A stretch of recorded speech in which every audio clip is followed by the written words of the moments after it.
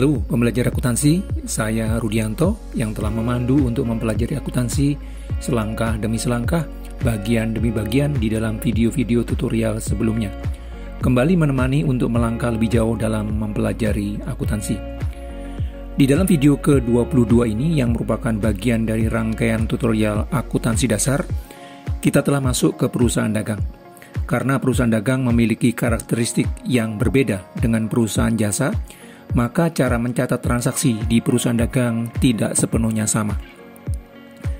Adanya transaksi tertentu yang rutin dan sering terjadi menuntut disediakannya media pencatatan transaksi yang sesuai dengan transaksi yang sering terjadi tersebut supaya lebih efisien.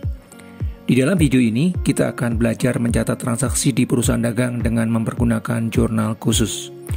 Supaya dapat memahami dengan baik cara mencatat transaksi di perusahaan dagang dengan mempergunakan jurnal khusus, menyimak dengan sungguh video ini hingga selesai sangat penting. Perusahaan dagang adalah perusahaan yang menjadi jembatan antara produsen barang tertentu dengan konsumen yang memerlukan barang tertentu. Karena itu, kegiatan yang dilakukan di dalam perusahaan dagang terdiri dari 4 kegiatan utama, yaitu penjualan, pembelian, penerimaan kas, dan pengeluaran kas.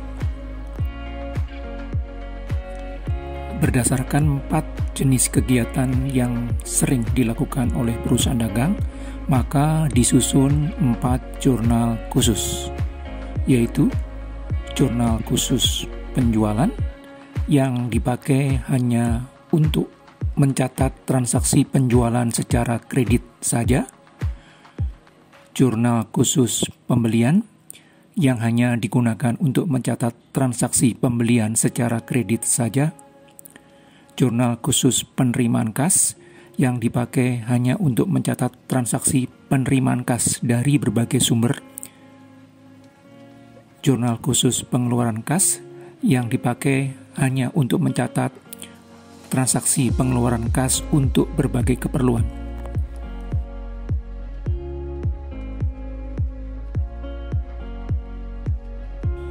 Jurnal khusus penjualan adalah buku jurnal yang hanya digunakan untuk mencatat transaksi penjualan produk perusahaan secara kredit. Penjualan produk perusahaan secara tunai tidak dicatat di buku jurnal ini. Demikian pula aktivitas penjualan aset perusahaan tidak dapat ditampung di buku jurnal ini.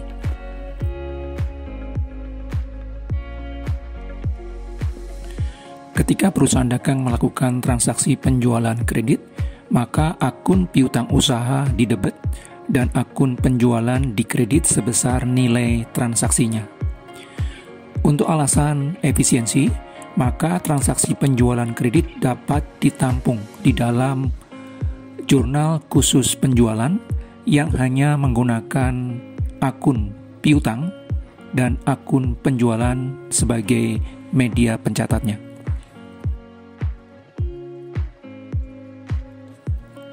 Jurnal khusus pembelian adalah buku jurnal yang digunakan hanya untuk mencatat transaksi pembelian barang dagangan secara kredit. Buku jurnal ini tidak digunakan untuk mencatat aktivitas pembelian barang dagangan secara tunai maupun pembelian perlengkapan kantor, peralatan kantor, aset tetap, surat berharga, dan sebagainya. Ketika perusahaan dagang melakukan transaksi pembelian barang dagangan secara kredit, maka akun pembelian dicatat di sisi debit dan akun hutang usaha dicatat di sisi kredit sebesar nilai transaksinya.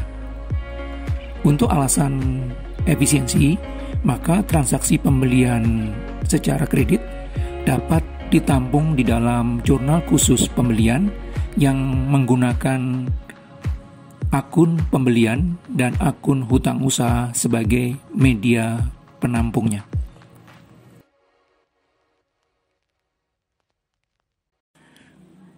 Jurnal khusus penerimaan kas adalah buku jurnal yang digunakan hanya untuk mencatat aktivitas penerimaan kas dari berbagai sumber penerimaan perusahaan, seperti dari penjualan tunai, penerimaan piutang, kredit bank, dan sebagainya. Ketika terjadi transaksi penerimaan kas, maka akun kas didebet dan berbagai akun yang menjadi sumber penerimaan kas dikredit sebesar nilai transaksinya. Untuk alasan efisiensi, maka transaksi penerimaan kas ditampung di dalam jurnal khusus penerimaan kas dengan menempatkan akun kas di kolom debit dan berbagai akun yang menjadi sumber penerimaan kas seperti penjualan, piutang, hutang bank, dan sebagainya di sisi kredit.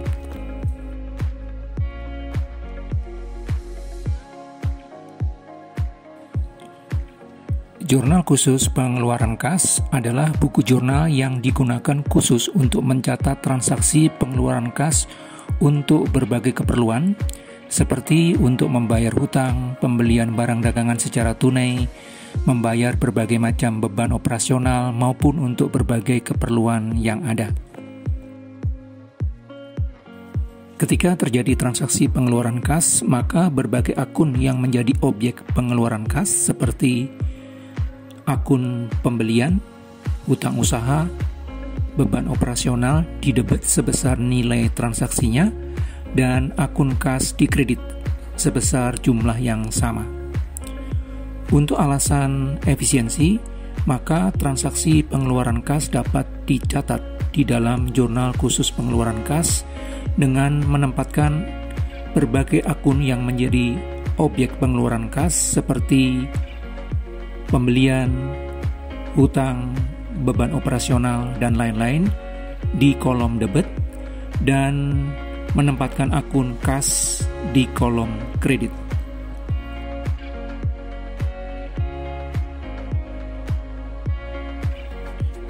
Jurnal umum merupakan buku jurnal yang digunakan untuk mencatat berbagai macam transaksi perusahaan yang tidak dapat ditampung di keempat buku jurnal khusus, seperti transaksi pembelian aset tetap secara kredit, beban penyusutan aset tetap, dan sebagainya.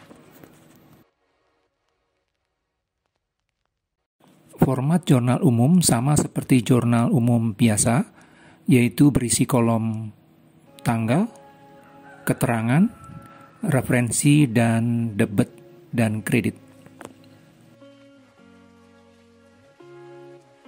Ilustrasi berikut akan memperjelas penggunaan jurnal khusus di dalam pencatatan transaksi di dalam perusahaan dagang. PT Tunas Usaha adalah sebuah perusahaan distributor printer yang berlokasi di Medan. Perusahaan ini menggunakan metode periodik di dalam mencatat transaksinya.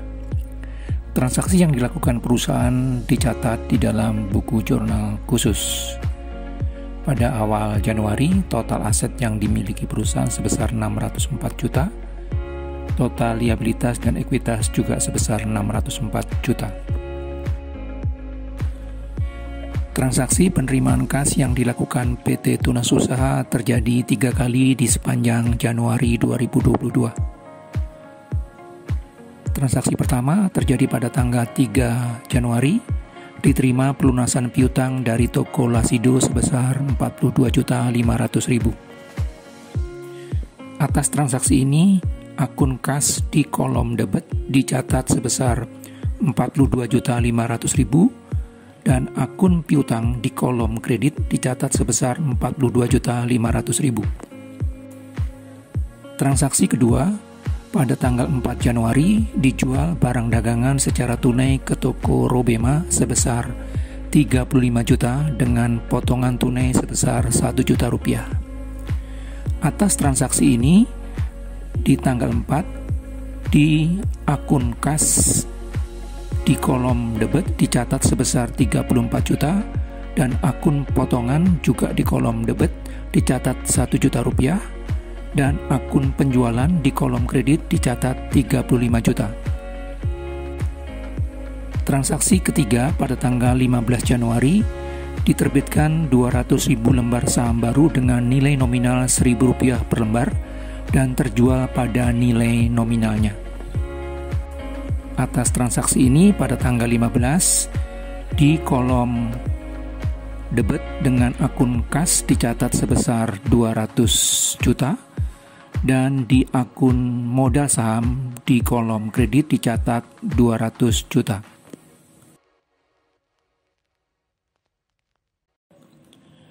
Transaksi penjualan kredit terjadi 2 kali di sepanjang Januari 2022. Transaksi pertama terjadi pada tanggal 8, dijual barang dagangan secara kredit ke toko Doreneo sebesar 29 juta. Atas transaksi ini pada tanggal 8, akun piutang di kolom debit dicatat 29 juta dan akun penjualan di kolom kredit dicatat 29 juta juga. Transaksi kedua pada tanggal 16 Januari dijual barang dagangan secara kredit ke toko No Money sebesar 22 juta. Atas transaksi ini pada tanggal 16, akun piutang di kolom debit dicatat 22 juta dan akun penjualan di kolom kredit dicatat 22 juta juga.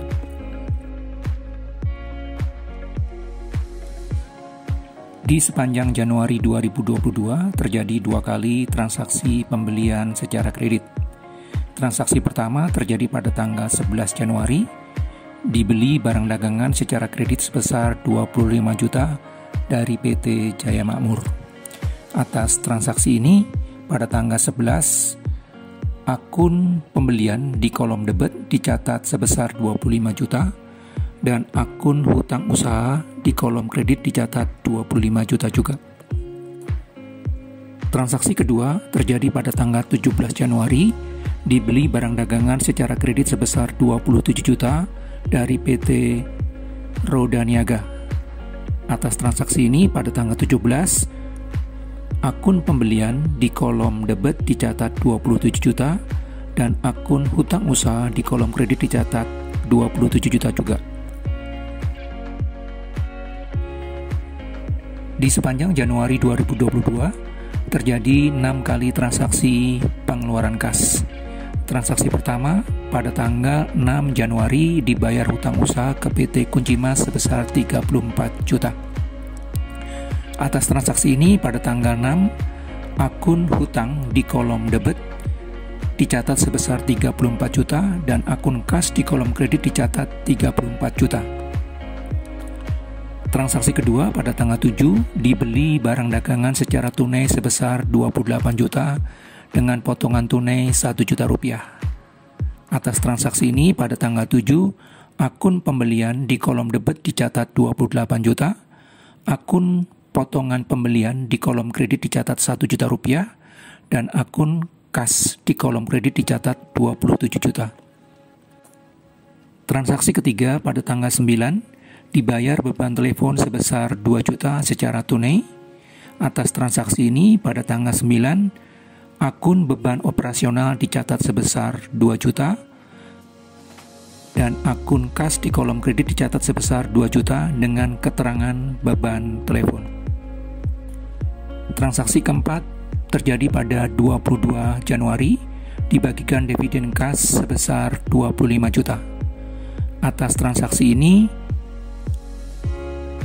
akun dividen di kolom debit dicatat 25 juta dan akun kas di kolom kredit dicatat 25 juta.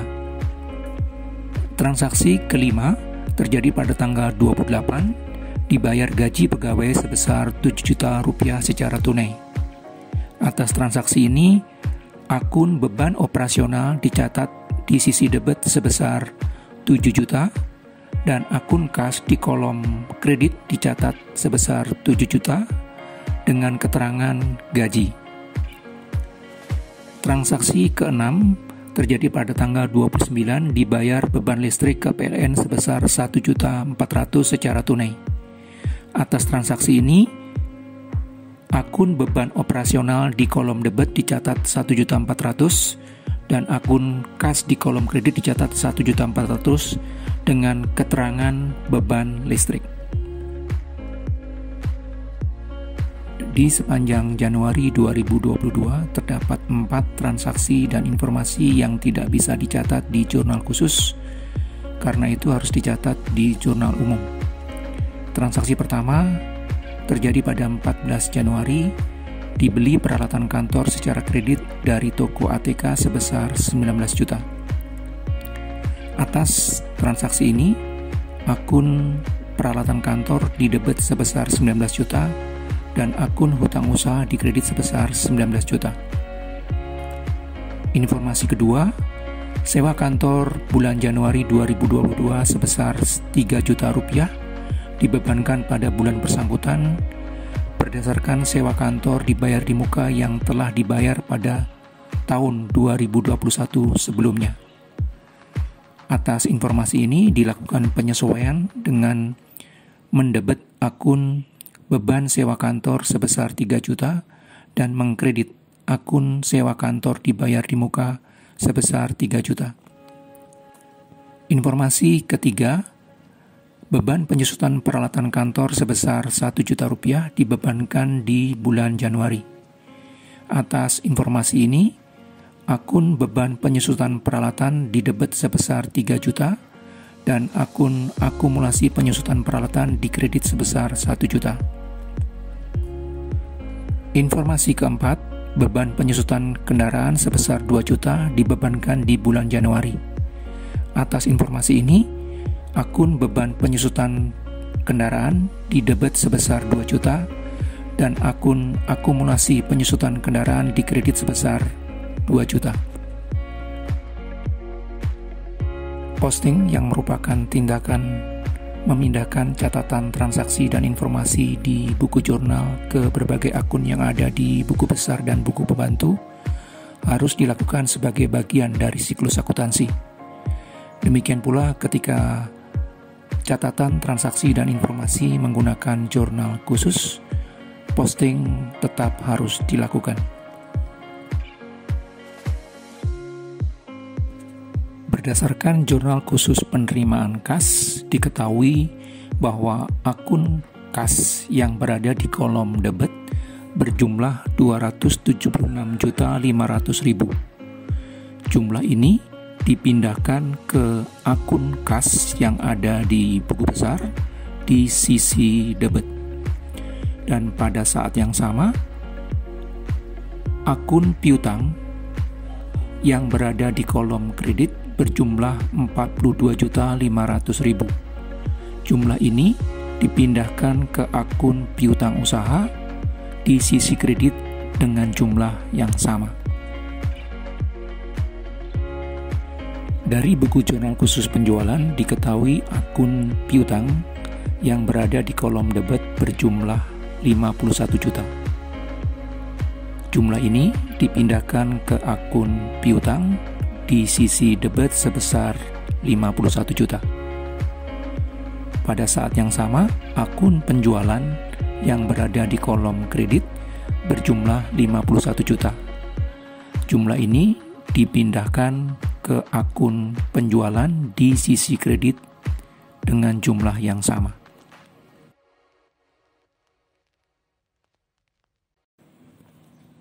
Dari jurnal khusus pengeluaran kas diketahui akun hutang yang berada di kolom debit berjumlah 34 juta.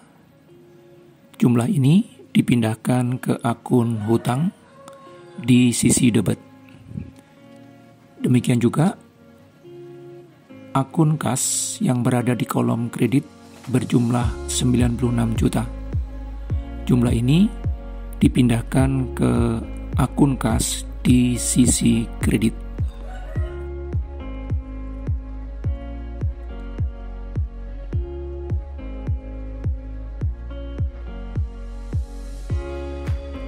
Jika mendapatkan manfaat dari video tutorial ini dan ingin terus bertumbuh di dalam pemahaman akuntansi, silakan tekan tombol like, subscribe, dan loncengnya supaya mendapatkan pemberitahuan jika dikeluarkan video berikutnya. Sebagai praktisi dan pengajar akuntansi yang juga penulis berbagai buku akuntansi, materi tertulis dari video ini bisa didapatkan dari berbagai buku akuntansi yang saya tulis, khususnya pengantar akuntansi yang terbit di tahun-tahun yang berbeda.